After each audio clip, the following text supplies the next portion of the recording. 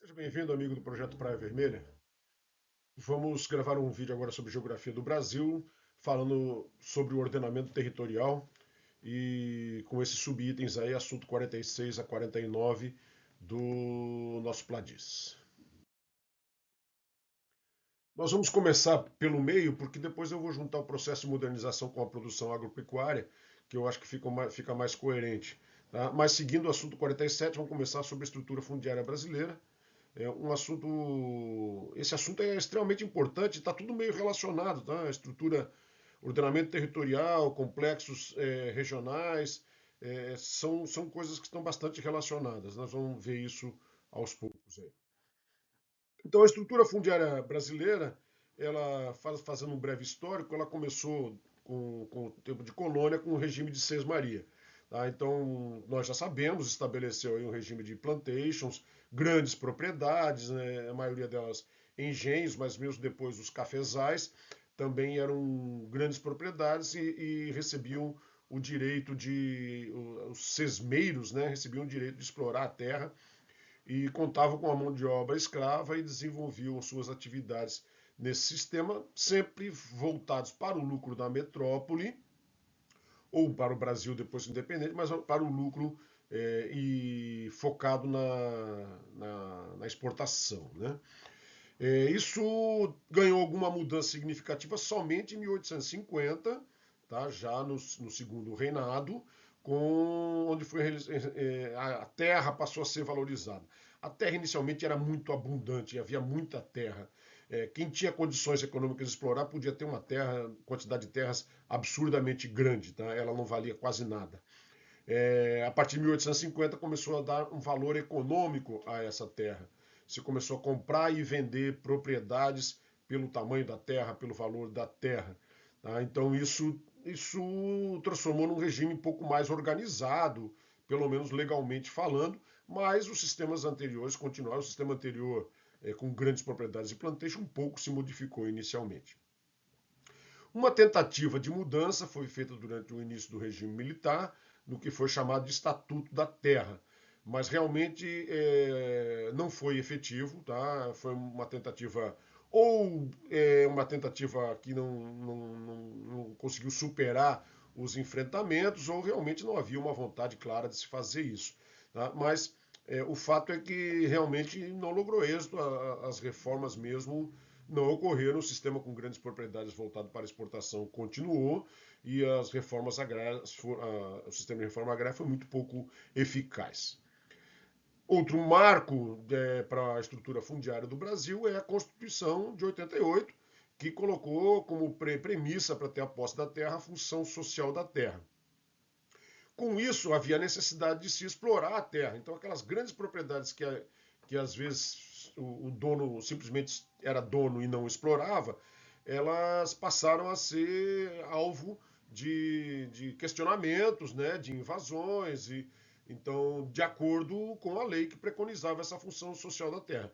Isso fez com que acabasse contribuindo para uma maior efetividade na exploração, pois os donos da terra sentiram a necessidade de realmente plantar e usar suas terras, o que, sem dúvida, contribuiu para o aumento da produção. Outro aspecto referente ao sistema era a vinda dos imigrantes, né? Então, principalmente lá para a região sul e também, mas também no sudeste, os imigrantes receberam ofertas de terra com financiamento bastante favorável e ocuparam aí as regiões de Santa Catarina, Rio Grande do Sul, várias partes no interior de São Paulo, principalmente os italianos, poloneses, alemães, né? Então eles geraram uma diversidade cultural e também até uma diversidade econômica com esses minifúndios que existem até hoje, em particular em Santa Catarina eles se destacam ainda, tá? Cooperativados e ainda funcionam de uma maneira bastante eficaz. Tá? Então esse foi um sistema implementado a partir do século XIX, onde se aproveitou aqueles excedentes populacionais europeus, tá? As grande quantidade de terras ainda não ocupadas no Brasil, e juntou-se isso iniciou um outro processo de exploração da terra. Aspecto interessante também, principalmente nas regiões norte e nordeste, foi a atuação de grileiros. Que eram grileiros? Eles fabricavam documentos, né, às vezes lá desde o tempo da Sesmaria, ou pelo Estatuto da Terra, documentos muito antigos, que na verdade não eram antigos. Né, faziam documentos falsos, colocavam dentro em caixas com grilos, o grilo deteriorava rapidamente aquele papel, fazia furo, fazia, né, sujeira, e aquele papel tinha um aspecto de velho. Né? Então, por isso que é chamado de grileiro. A grilagem foi um hábito muito grande, muitas pessoas saíram do sul em busca de terras menos valorizadas e griladas, e ocupava com a mão armada, né? Defendia, contratava capangas, ocupava as terras e começava a explorar e legalizavam. E esse processo de legalização acabava sendo aceito pelo próprio uso da terra e sendo legalizado. Muitas pessoas no centro-oeste e no norte até hoje são proprietários das terras dessa forma. Isso, evidentemente, é questionável e durante algum tempo e com muito crescimento, aqui esse dado aqui é de 2012 a 2020 e 21, mas ele já crescia anteriormente, tá? Uma gama muito grande de questionamentos, em particular com invasões de terra e tentativas de ocupação legal ou ilegal, né? Às vezes com a própria aquiescência do governo, e isso é um problema que ainda nós encontramos. Uma forma mais nova, que também está relacionado a esse ordenamento territorial, sem nenhuma dúvida, é o complexo agroindustrial. Já é uma evolução bastante grande no setor produtivo agrário nacional. Tá? Então, nós temos, basicamente, são três partes, né? Três vetores, vamos colocar assim, antes da porteira, lá dentro e depois da porteira.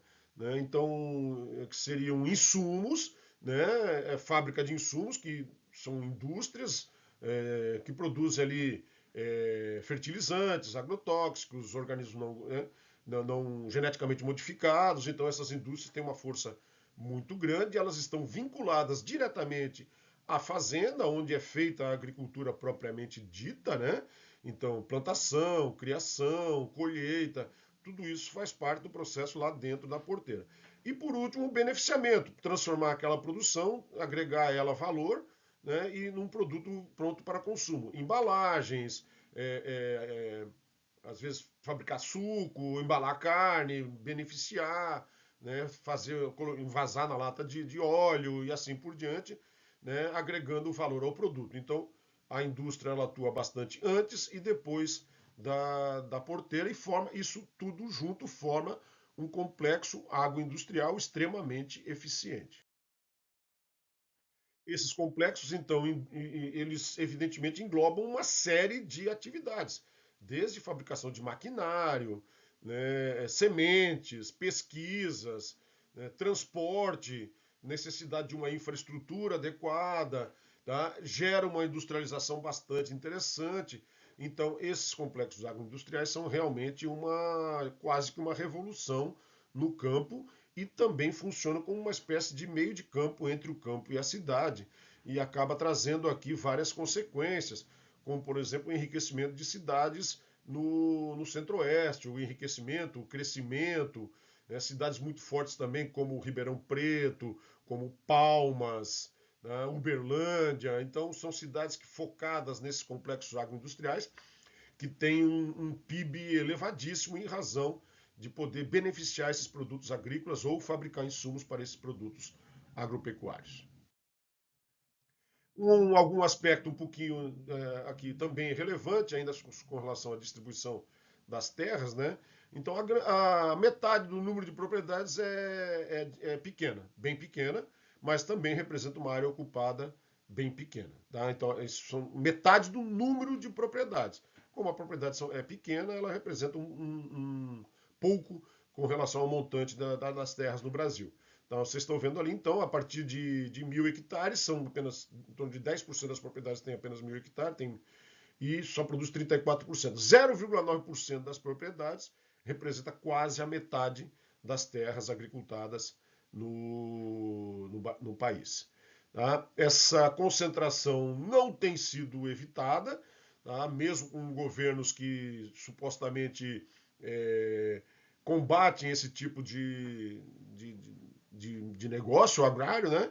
Não está conseguindo, seja por uma efetiva, talvez uma falta de vontade, onde fica só no discurso, ou seja pela, realmente porque não tem força para enfrentar o poderio econômico do agronegócio. O fato é que essa tabela aí de baixo deixa muito claro que a concentração das propriedades continua aumentando, mesmo com governos tentando combater esse fenômeno, tá? Deixando à margem as pessoas que eram ou seriam pequenos proprietários. Isso é um fenômeno que continua ocorrendo, embora o discurso oficial omita isso. As invasões de terra elas eram muito fortes e causam um dano muito grande às propriedades, porque muitas vezes você invade e não produz nada, né? E aí não consegue legalizar aquela terra, fica toda uma tramitação burocrática que reduz bastante a produtividade, né?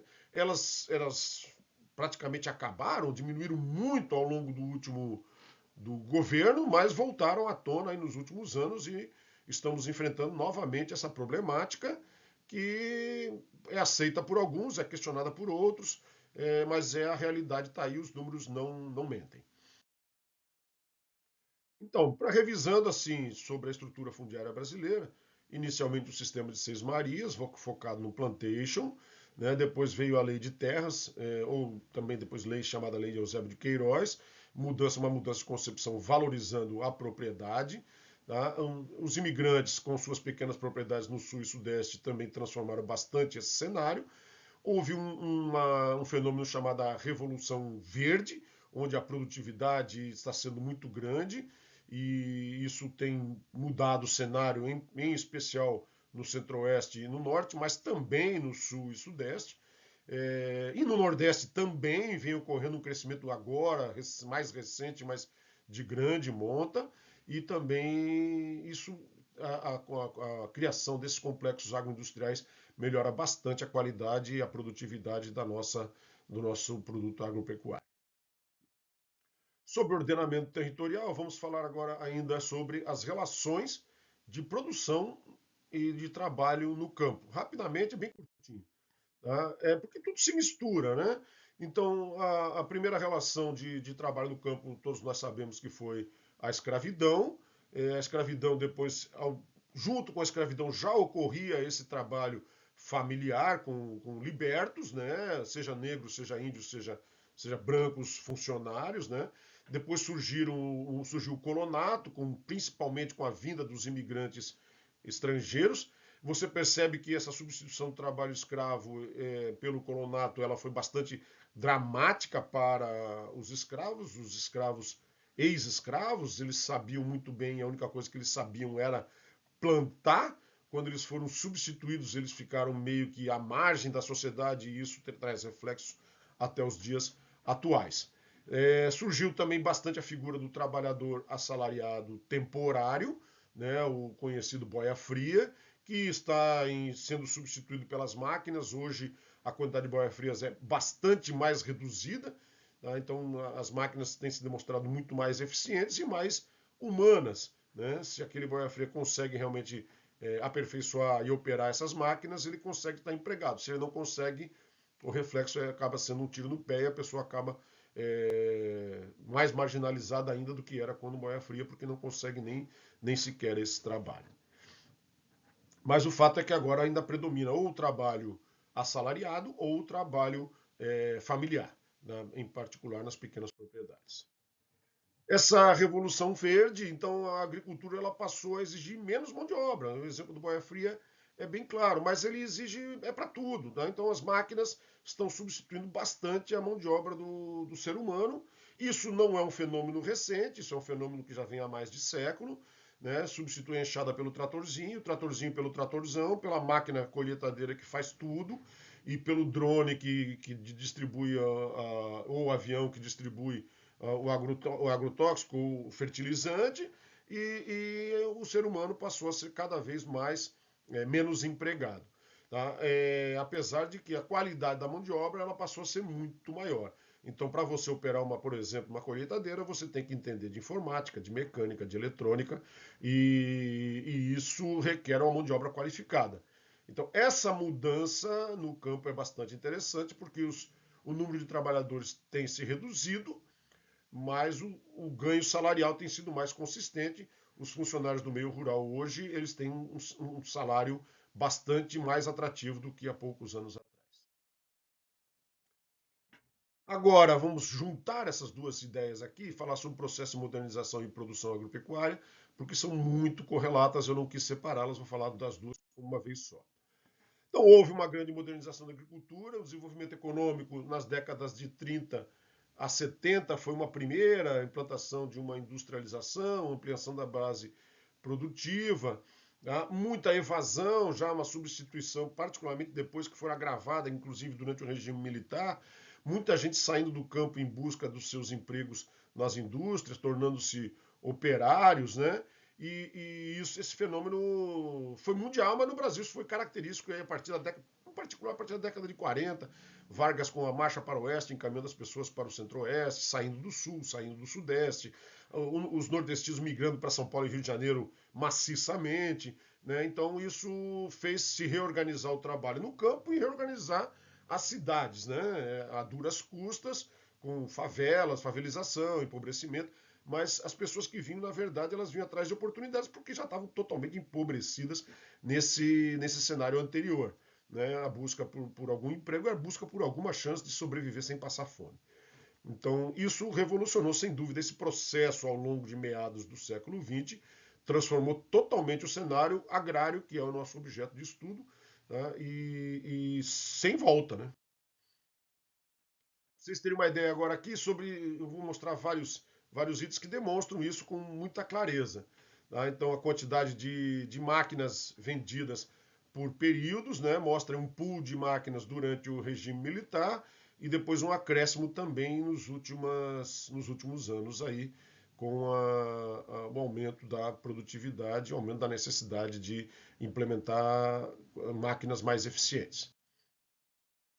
Aqui, sobre produtividade, né, a área irrigada aumentou muito no Brasil nos últimos anos, exponencialmente a partir da década de 80. Isso contribui muito, inclusive, para o PIB, para a balança comercial, né, para a redução dos problemas com o meio ambiente. Então, a irrigação realmente contribui muito para revolucionar a produtividade. A área irrigada, nós estamos vendo aí, passou em 50 anos de uma área mínima para uma área bastante grande do território nacional. Outro fenômeno que ajuda bastante a relação de produtividade é a técnica implementada de plantio direto na palha. Então você colhe, mas deixa os restos da sua produção no próprio terreno, ele vira adubo, né, um adubo orgânico. Por exemplo, sei lá, você tirou o trigo, tirou o milho e o pé do trigo, o pé do milho, ele fica ali é, gerando adubo. Né? Então esse plantio direto na palha foi algo também revolucionário. A gente vê o gráfico aí, é muito expressivo e contribui muito também para o meio ambiente e também para a produtividade. É muito criticado no Brasil a questão do uso do excessivo de agrotóxico.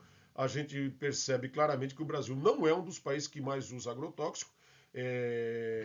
Pode se chamar também de fertilizante. O uso do agrotóxico talvez não seja um termo agrotóxico talvez não seja o mais adequado. Né? Mas tem países que usam muito mais do que o Brasil e o Brasil precisa corrigir o solo. Eu lembro que principalmente os solos do Centro-Oeste e os solos do Nordeste precisam de um grande número de produtos químicos para eles se tornarem bastante produtivos.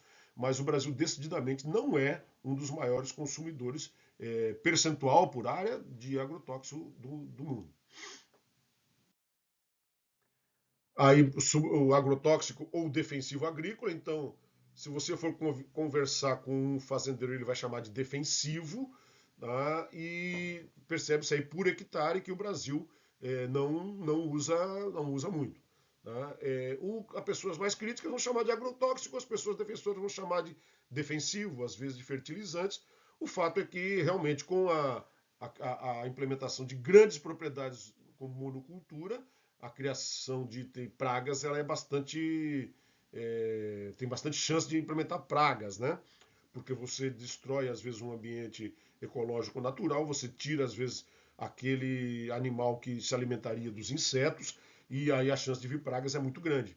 Então, precisa realmente de defensivos ou agrotóxicos, dependendo da sua visão. O aumento da produtividade é um fenômeno que talvez pouca gente no Brasil saiba, tá? Mas o Brasil tem um aumento de produtividade gigantesco nas últimas 2 décadas, tá? Resultado de um trabalho que envolve pesquisa, envolve Embrapa, envolve investimento de grandes empresas, investimento de fazendeiros, tá? E trabalhos de conscientização, de utilização melhor do solo, e realmente uma revolução agrícola está sendo um fenômeno bastante forte. Você vê aí a produtividade saltou de 60 mil toneladas por hectare para 160 mil toneladas por hectare, e isso em cereais, leguminosas e oleaginosas. Né? Em pouco tempo, em 20 anos, mais do que praticamente triplicou, né, a produtividade. Um outro exemplo, um outro fator importante é o crédito rural, que mescla o crédito fornecido por governos com cooperativas. Né? Então, essas cooperativas são um sistema muito eficiente para a permanência do homem no campo, onde você tem pequenos agricultores se associando, inclusive agricultores familiares, e montando uma cadeia necessária para o escoamento da sua produção e para trazer os insumos também para as suas propriedades. Essa associação ela é extremamente vantajosa para muita gente, né? Então, e o número de cooperativas no Brasil também tem crescido de uma maneira bastante impressionante. Você vê aqui que o gráfico, o segundo gráfico aqui mostra em 15 anos as cooperativas mais do que duplicaram, o que parece algo realmente fenomenal. Outro aspecto que influencia bastante é o uso da tecnologia, em particular a internet no campo, com drones, satélites, 5Gs. Né? Hoje você consegue identificar qual parte da sua propriedade está produzindo menos, e aí você consegue corrigir o solo naquela parte da sua propriedade, fazendo análise química dos solos e tal.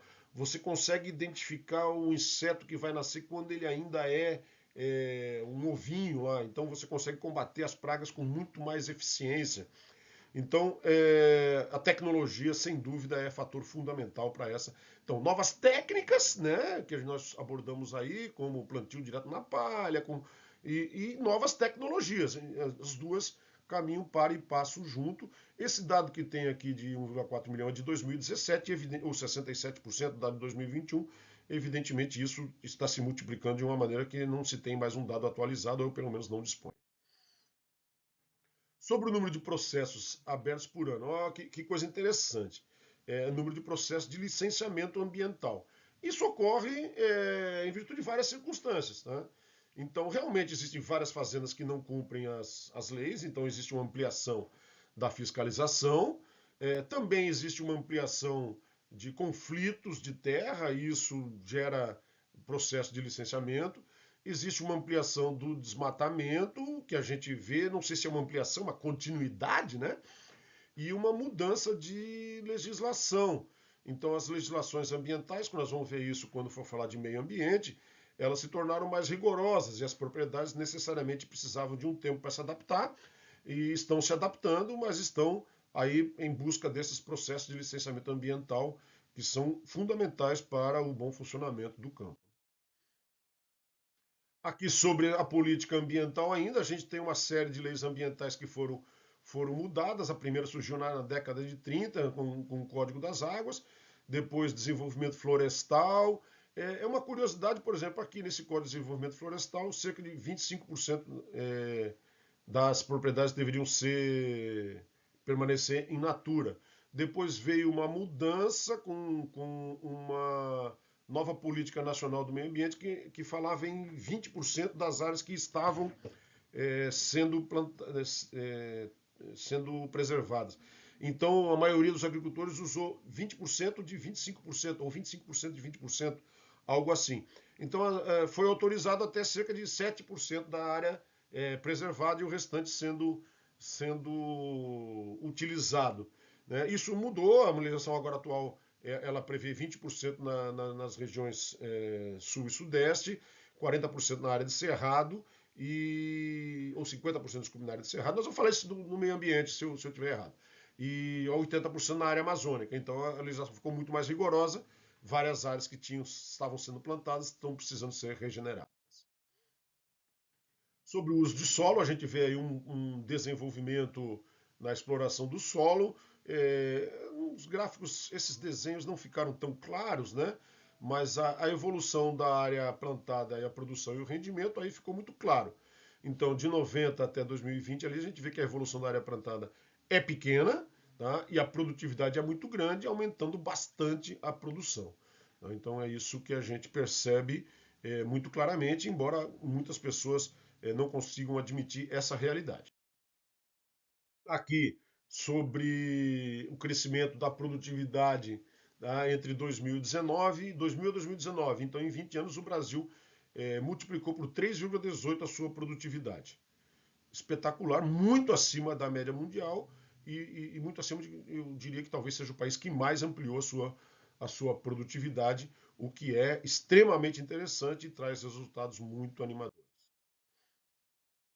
A biotecnologia, outro aspecto bastante importante para o aumento da produtividade, a gente percebe a ampliação, praticamente multiplicou por 10 aqui de 2003 a 2015 o uso da biotecnologia e, evidentemente, aumentando bastante a produtividade.